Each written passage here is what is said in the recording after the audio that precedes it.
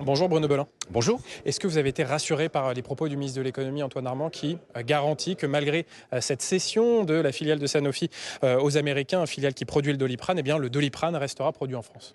Mais il garantit avec quels moyens? C'est ça aujourd'hui qu'on ne sait pas parce qu'on est face à une aberration.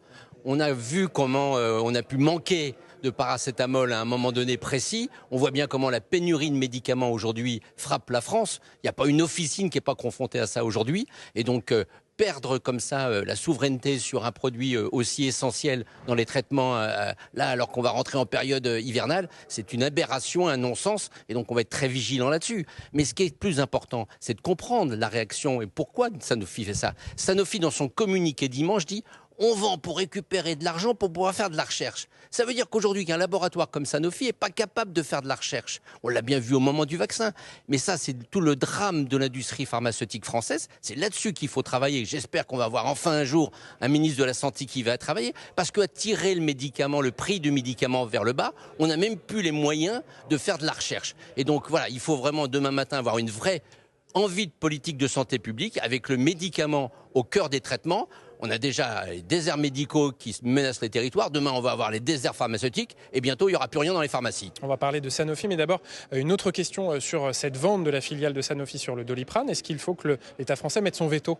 Mais d'abord, il faut comprendre, effectivement. Vous avez un exemple à l'heure actuelle.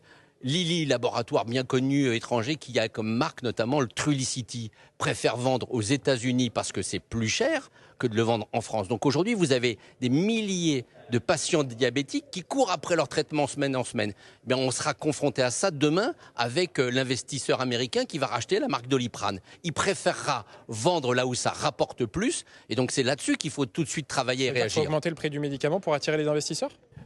Ça a été une des conclusions de la commission d'enquête parlementaire ici même sur la pénurie de médicaments. Une des conclusions, c'est de dire on a tiré le prix du médicament trop bas. Donc aujourd'hui, les laboratoires ne vivent plus, les répartiteurs ne vivent plus, la recherche ne se fait plus. C'est là qu'est le problème et c'est là qu'il faut travailler. Alors, dernière question sur Sanofi. On a entendu tout à l'heure dans l'hémicycle le sénateur communiste Pascal Savoldelli qui s'indignait du milliard d'euros de crédit impôt recherche touché par Sanofi sur 10 ans, alors que l'entreprise, selon lui, abandonne la recherche sur l'oncologie, sur le cancer. Est-ce qu'il faut demander des comptes à ce groupe pharmaceutique?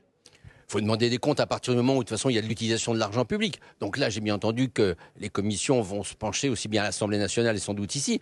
Mais ce qu'il faut surtout se préoccuper, c'est de garder une souveraineté. Est-ce qu'on veut qu'il y ait encore une souveraineté en termes de puissance santé en France? C'est ça qu'on veut. Évidemment en oncologie, mais aussi sur toutes les autres familles médicamenteuses. Donc, est-ce qu'on a cette volonté politique en France d'affirmer une industrie pharmaceutique forte pour pouvoir répondre aux besoins des habitants de ce pays?